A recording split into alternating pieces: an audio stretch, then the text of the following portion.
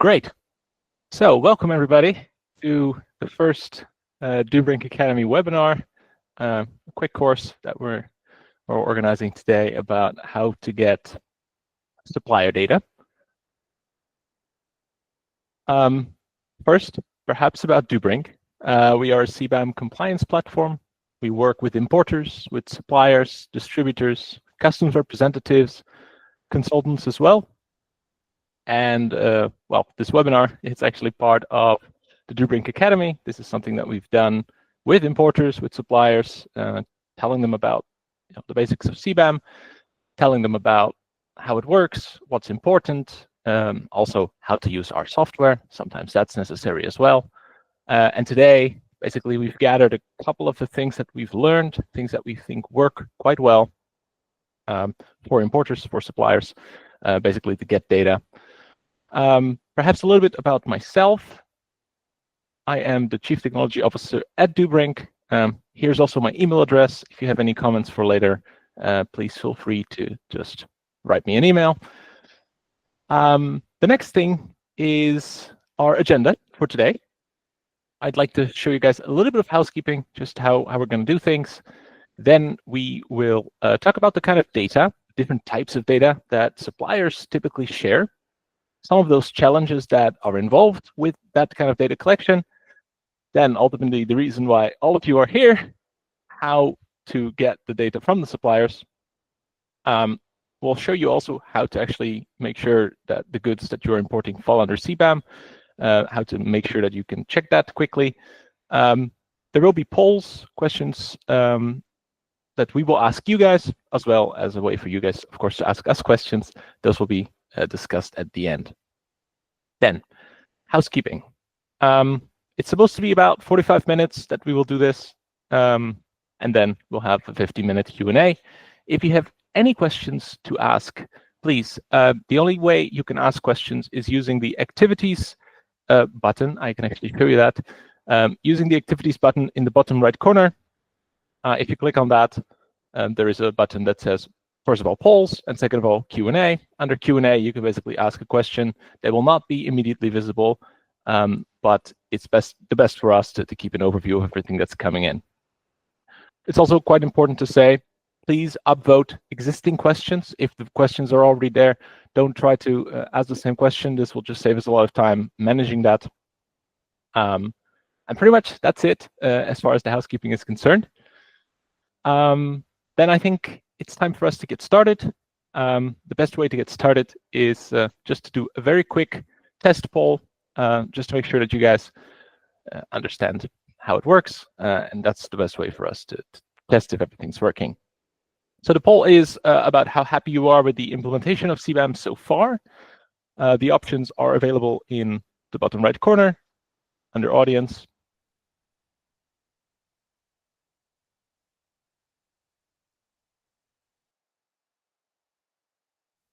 Now, the poll will remain open for a little bit longer, but in the meantime, I will continue. So if you come in a little bit later, you can just answer that whenever you have a moment. Good. The next topic, or the first topic actually, that we will be discussing today is the different kinds of data that suppliers typically share. And just FYI, we will share the results of these polls towards the end of the webinar today.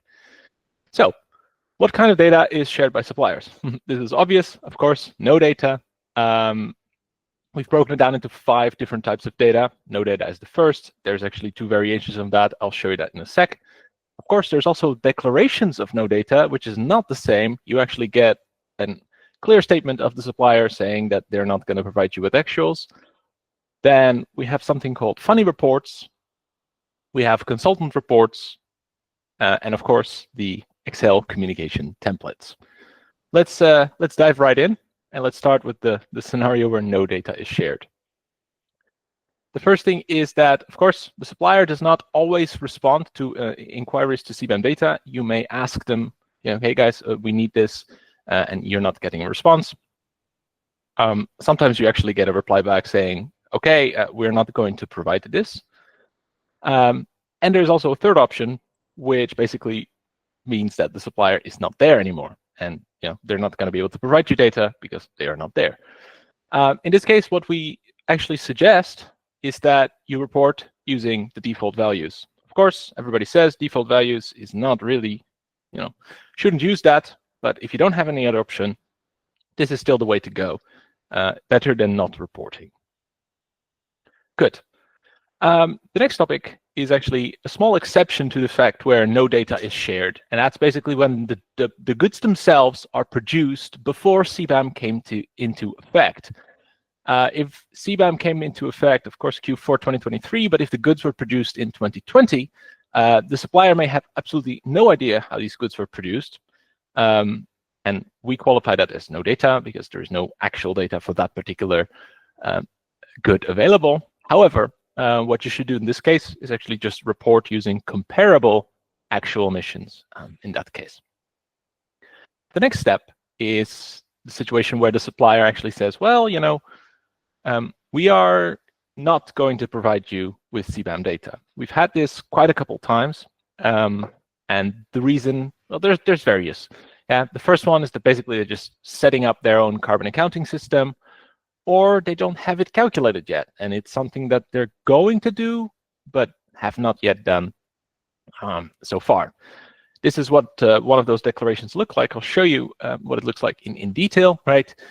For example, we see that the supplier says that they know that the goods that they are providing fall under CBAM. We also see why that is, because we see the HS codes here. We even see the country of origin. And we see then a statement of the supplier that says, well, we're still going to use that because in this case, we are calculating that scope 3. We're calculating that at the moment, or we're going to calculate that next year. So it's in our pipeline, but for now, we just don't have the resources to do that. This is another case where we actually think, well, if you can't get the data, try to report with defaults. It's better. But then attach this exact type of document as proof, so that at least you can show that you have done your best to get that information. Then the next slide is on funny reports. This is quite shocking. The first few times we saw this, we were rather surprised, right? And it's basically given to you by the supplier, and they're like, yep, we have our CBAM in order, except that the data that they provide is incomplete or completely wrong. I'll show you 2 examples of that, and then we will discuss why that, how you can address those issues as well. Now, the first one, this is from a Vietnamese provider. They provided what initially looks quite reasonable. Yeah, they've given us a report. We can see there's a stamp. Some of the data is blurred here. That's just for confidentiality reasons. But yeah, we can see that there is a direct emission, there's an indirect emission, and okay, they've combined the 2. But what we actually miss in this type of report is information on how this information was collected. How is it collected? What calculations were done? What is the monitoring methodology? And also, when it comes to indirect emissions, what are the emission factors that were used to calculate this SEE? So some of the data here is actually missing, and you would not be able to, at least not directly, report CBAM with a report like this. You would have to find the emission factor for Vietnam, maybe divide the SEE indirect by the emission factor, and then you would have the consumption. Something like this would be a way to solve it, but still, we miss a lot of data, right? And that's important to show. The next step is a funny report, and I see that unfortunately, the thing that I wanted to show you is overlaid. Here, the animation doesn't load, but doesn't really matter. The point is that our supplier sent us a report. And the report, I'm actually going to try to fix that in real time. I think that will be faster and better for the experience because it's impossible to show you otherwise. Let's do it like this. All right, solved. Excellent. So this is the data that we received from our supplier. We see in CN code, we actually can see that there's a source of the emission factor. We even have the emission factor that's blurred here. This is a Turkish supplier, I believe. And we see, okay, there are direct emissions calculated, indirect as well. And then we see 22.8 tons of CO2, which is quite high because if we compare that, and now I have to do the same thing I just undid. If we go back, if it's loading. Yeah, perfect. Just bear with me. If we go like this, you will see that this is actually the default values. So our supplier has reported 22.8. However, if we compare for that particular good what the default values are, we see that those are 2.46. So this is almost 10 times higher. Now, this is actually real data that came to us.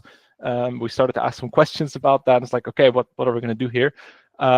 Basically, it turned out they used the wrong input numbers. That's usually how that goes. But yeah, this is pretty much the type of data that you will see in the wild. In this case, you should work with your supplier. You should try to figure out if they know that this is a mistake, because of course it should not be this high. Let that be obvious. And then for now, in between, you can report using the default values, and then you can correct afterwards, file a change report or something like this to get it fixed. That would be our proposal for now. And of course, in my little modification effort, I have opened the presentation in the wrong way, so I cannot see my own notes, but we should be back now, and it's not opening it in full screen, which is strange. Good. The next on our list is the consultant report. So a consultant report is basically some sort of CBAM expert that's calculating the emissions on behalf of a factory. I have also an example of that.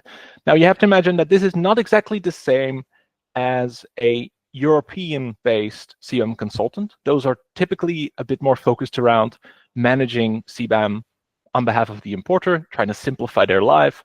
Just give me the stuff that you need to do, and I'll take care of it. But these kind of consultants that we're talking about in this case, those are usually the guys that are in the factory or working very closely with the factory, doing either the data collection by themselves or on behalf of the factory. This is an example of that. I had to blur it because this is actually real data. So what you can see here, yeah, this is obviously a part of that. We can see that there is a clear distinction between the SEE direct. There's also an SEE indirect, of course, that's just not part of the slide. We also see how that information was collected, which things were included, which things were not included. So it's very, very detailed. That's usually a good indicator. Yep, and that's pretty much what you will receive. And then you will report that as actual data. The next step, the next type of data is the communication template. Now, this is, of course, the official format that people will ask, that the suppliers will send you. This is what the European Commission has prepared. It's not the easiest to work with. And even with this communication template, we still see two different ways of people sharing this type of data with importers. I will quickly show you because I have one open. I will not go through the entire template, obviously, because that's quite a lot. But this is what a communication template actually looks like when it's filled out. This is all demo data, don't worry. What you'll find when you receive this, that there is a bunch of tabs at the bottom, and those tabs at the bottom are basically all summarized in the very last page. You'll see a list of products.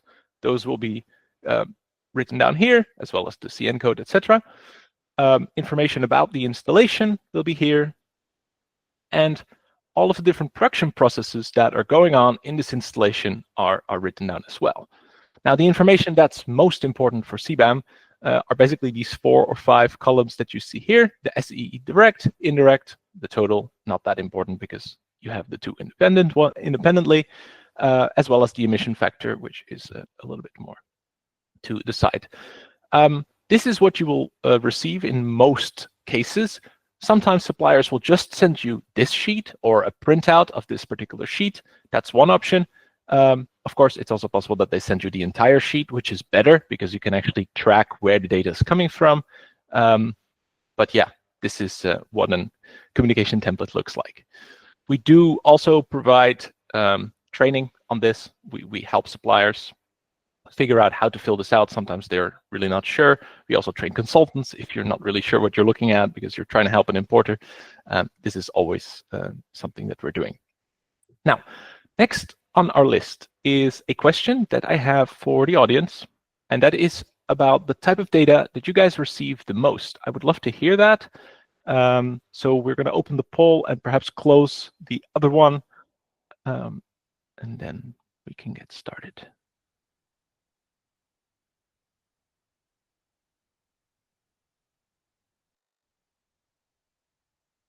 Great. And let's continue. Just let me find my slides. Perfect. Now, the next topic on our list is data collection challenges. We actually kind of boiled it down to 5 different challenges that, basically 5 groups of challenges that we see over and over and over again. First one is that there is some sort of limited knowledge. So suppliers don't know what needs to be done, what needs to be calculated, or they don't know how to do this, how to get this information.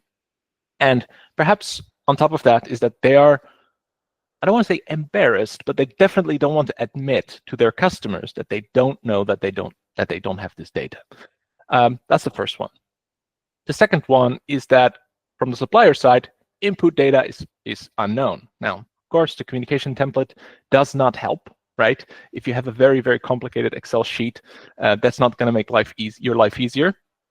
And sometimes they don't know how to measure these things as well, which input variables to collect, and they can certainly not boil it down to a CM code level SEE, basically. That's another thing that we see. We also see that there's quite a lot of limited resources for CBAM. They have a lot of importers that they're dealing with. It takes up a lot of time. And this is just generally a concern, right? Going into the factory is one thing. Maybe you're not even dealing with the right person because the person you're dealing with is a sales guy, and the factory has to provide the data. So keep this in mind as well. Now, another issue we find over and over and over again is confidentiality and legal issues. Whether we're talking about precursor privacy, right? So you're producing material from material that you've bought from somebody else. This is not everybody wants that. Nobody wants to share that information. We're also thinking about distributors here. Like they will be, if they present their suppliers to you as an importer, you could theoretically circumvent them, and that's just not what they want. We also have issues here in countries such as China with very strict data security rules or data sharing rules that just make things a lot more complicated. And then the fifth one is that we see that there is basically no commercial incentive for the supplier to provide data for CBAM. What happens is that the deal is done, right? CBAM comes in the moment the goods arrive to Europe, but the sale is already done. And from the supplier side, it proves to be just very hard to kind of control them once the transaction is done. Quick question to the audience, and then we will continue. And that's basically from how many of your suppliers you receive actual data.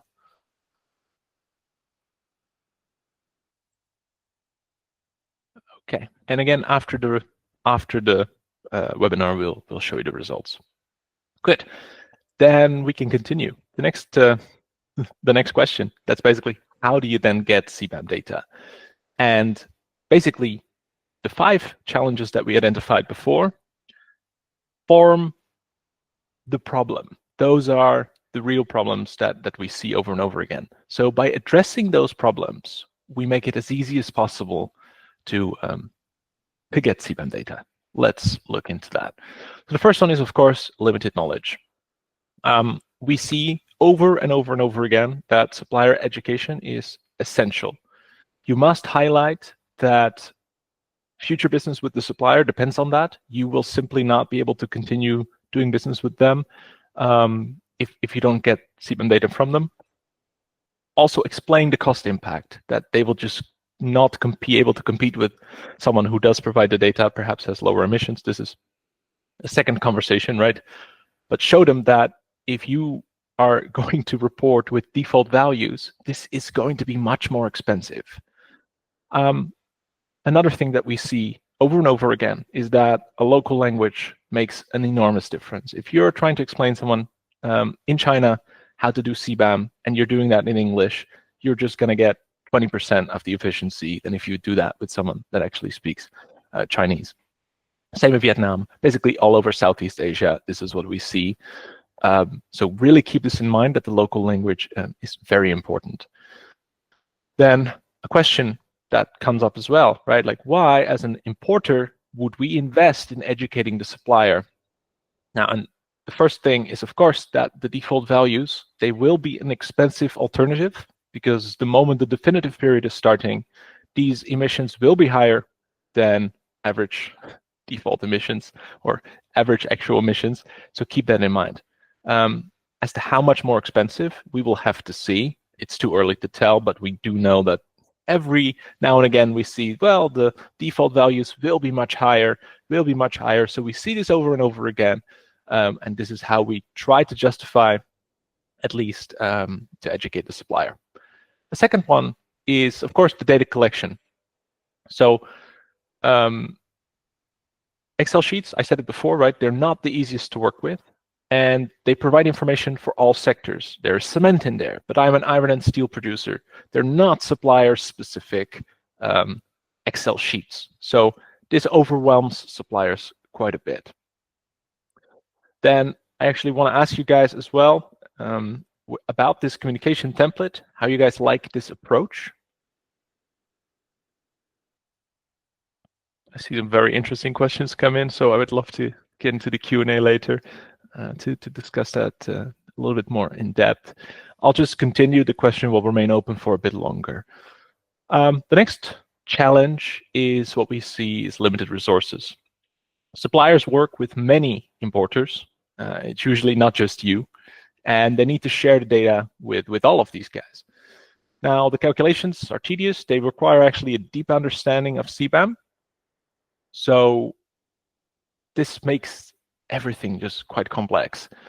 Sub-suppliers, the ones that provide the precursors, can make it a nightmare. If you are only transforming material that you buy from sub-suppliers, this can easily become a data nightmare, because now you're waiting for the data from your sub-supplier before you can actually continue and deliver that. Or you're going to report with defaults as a precursor for the precursors, but that's also not recommended and can only be done for a limited amount of time. Yeah, what we see, right? Excel templates are nice, but we need to still work with hundreds of files. If you basically try to do everything correctly in CBAM, you as a supplier will fill out the Excel sheet, but your sub-suppliers should do that as well. If you have a lot of sub-suppliers, we've got some guys that have 40, 50, 60 precursor providers, you'll be working with a lot of files. So 2 tips here. The first one is that you should work with the CBAM calculation platform. That will allow you to save time. You do the calculation once, and you basically can share that information with your importer regularly, or every time it's needed, basically. The second thing that we would highly recommend you is that the CBAM consultants are great, but they do charge you regularly.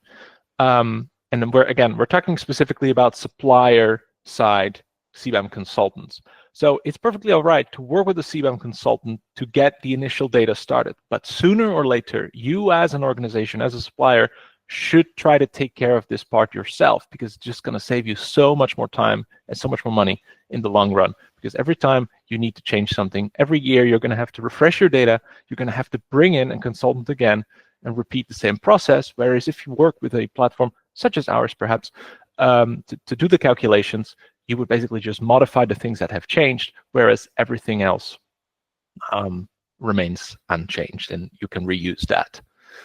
Then there's this topic about confidentiality, and this is actually something that we see very often, where things go wrong often. Let's put it like this. The first step, communicate with direct partners only. About 2 hours ago, we had a meeting. This was, again, the topic of concern. If you are an importer and you work directly with your supplier, fantastic. Of course, you will ask your suppliers for data, but that's not always the case. Your supplier might have an agent, yeah? And what we will see is that the importer will try to get the data from the supplier. Try not to do this. Try not to go and circumvent the agent. Instead, make clear everything that we've shared so far to the agent that future business depends on it, and that he is the one who should provide you that data. Now, if the agent were to use a CBAM platform, of course, he could very well be on that platform and invite the supplier to provide the data, but from the agent's perspective, the supplier is now a direct partner. Don't try as an importer to get data from your supplier if there's people in the middle. With an agent, it's still doable.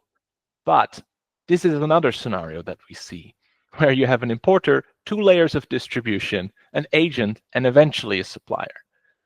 Here things get very tough because all these guys want to protect their own interests. So try to communicate and try to request the data from that first tier only. Try to focus on the distributor side, the first distributor in the chain. I don't know if my mouse is visible. It is. Good. So that's one. And then, of course, we have a slightly different example in the case of customs representatives. You as a customs representative deal with importers who in turn perhaps deal with exporters who may or may not be the same, who may or may not be the supplier. Again, as a customs representative, don't go to the supplier. We've seen this. We highly discourage you from trying. Try to follow the chain of custody. Customer representative would reach out to the importer, put that responsibility with the importer. The second thing here is in case of confidentiality concerns, ask the suppliers to share at least non-identifiable information, the SEE, electricity consumption, and perhaps the type of production process. This is not confidential because basically you can't determine who the factory is based on that. So this is the minimum that they should have, that you could ask them for, and at least point out, hey, listen, guys, this is not going to tell where this is coming from. I just need to know that so that I can do my emission calculation, and it will just be better than if I do the defaults because financially it's just cheaper, simply said. Then we have our last challenge, and that is the fact that there is no commercial incentive. What we highly recommend you is to use commercial incentives to request CBAM data. So proactively request suppliers for CBAM data before you make a purchase decision. This allows you to identify not only the carbon intensity of the goods that you are purchasing, of course, also the cost, because you will know what it will cost in terms of emissions. And secondly, the responsibility for CBAM then moves to a distinct department, in this case, purchase. Right now in CBAM, we see it all over the place. We see that it partially in purchase, partially in sales, sometimes even. It's with the CFO. Oh, well, it's a logistics issue because it's customs. So it's all over the place. We highly recommend move it to the purchase department. This, first of all, will get you a single department responsible for CBAM. And the second thing is that you can train these guys on how it works. And the CBAM charge, the amount of emissions that have to be compensated, will just become an additional price, an additional amount of money on top of the price of the goods that you are purchasing. This allows for any existing purchasing workflows that you may have in your company, they can keep going the way they're going. So if the purchase exceeds a certain amount of money because of the emission charge, maybe now a manager has to get involved, but you can keep the flow of information going. Like I said, right, CBAM costs simply an add-on to the purchase price. This is the easiest way to look at it. And then, of course, the question becomes, how do you manage all that? But we'll get to that in a bit. To sum it up, how to get supplier data. Basically, make sure you work with CBAM-educated suppliers. So they know what it is, they know what CBAM is, why it's important to you, how to calculate it, and how to make sure that they can refresh the data regularly. Second is that you should really try to streamline the data collection. Of course, moving into the purchasing department is one thing, but the supplier also needs to have the infrastructure ready that allows them to calculate CBAM, that allows them to share that with all the different importers that they may have, and not fill out the Excel sheet and then email that to hundreds of people, realize they've made a mistake, correct it again, send it out, hundreds of emails later, realize that, oh, a sub-supplier has now provided the data, so we have to modify the precursor data and then redo the entire exercise. It's a nightmare. So streamlining that is really important as well. Automate try to automate your data collection as well, so that everything is following the most recent methodology, the most recent legal framework, or the updates to legislation, I guess, that's another thing that we would really recommend. Try to stay legal and compliant, right? Whether it's GDPR, if you are a customs rep, try not to contact the suppliers directly. You don't have a direct relationship with these guys.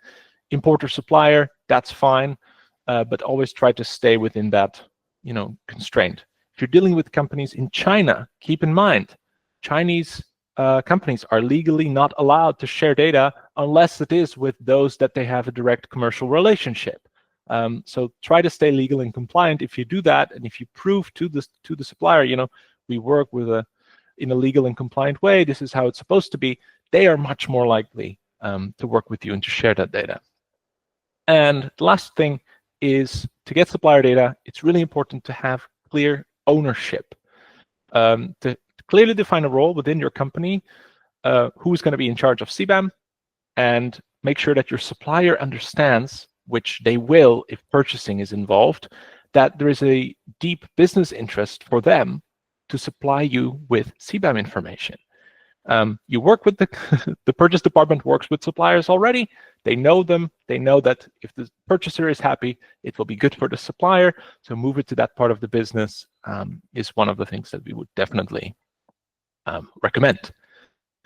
Then, on a completely different note, I want to show you one of the things that we do still hear from time to time. It's the question about, how do I know if my goods are CBAM? And before we head into the Q&A, I want to leave you with that.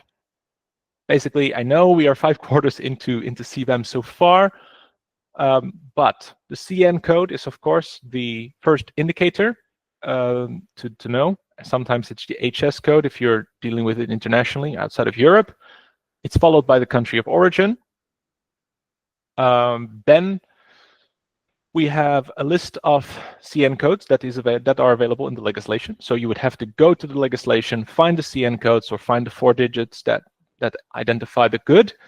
And basically, the problem is that CBAM is dynamic. So now it's these codes. Next year or next quarter, it's going to be more codes. Scope expansion is on the horizon. So this is going to change, or at least the amount of goods included is going to change. The second thing is that CN codes are EU specific. If you're dealing with just HS codes, then it gets a bit confusing. Is it 8? Is it 6 digits? So what we have for you guys, it's a free service provided by DoBrink. It's check.dobrink.com. Here you simply enter the CN code or the HS code, and it will immediately tell you if the goods are subject to CBAM. We have explainers for the CN code, for CBAM in various languages here as well, so that you can send that to your supplier. It's like, hey, this is why I need it. But even the suppliers could use this and send it to their sub-suppliers and say, listen, I have to do this thing because the good that I produce is this code, and this is why I need it. Behind the service, it's a high availability API. So if you are a company that would like to, for example, track automatically when you import stuff in your ERP system or something like this, and detect if a good is a CBAM good, we can actually offer that. It's a service that we provide. And pretty much, we're getting into finishing up now. We have a CBAM compliance platform. If you are looking for any sort of solution across the supply chain, whether it is an importer needing help to automate things, or a supplier to calculate things, a distributor to anonymize things, or a customs representative trying to streamline things, we can help you. We are a one-stop shop for everything CBAM related. And pretty much that's been our webinar. That being said, I see a lot of questions coming in. I also have the results of the poll. So that would be the end of our webinar. If you're looking for some sort of CBAM automation, please just check out our website, dobrink.com. We'll be happy to help you figure out these kind of questions. We'll do that on calls often. If you're looking for any sort of time saver, that's basically what we do. And I hope that you found this valuable. And I wish you all a very pleasant afternoon, perhaps morning. There's a lot of international guys here. So wherever you are, have a wonderful remainder of the day. And we'll hope to one day welcome you on one of our calls. Bye-bye. I have this button open the whole time and you're not saying anything. It's horrible. Join us as we dive into the latest strategies and insights to help your business stay ahead. Let's get started. Let's get started.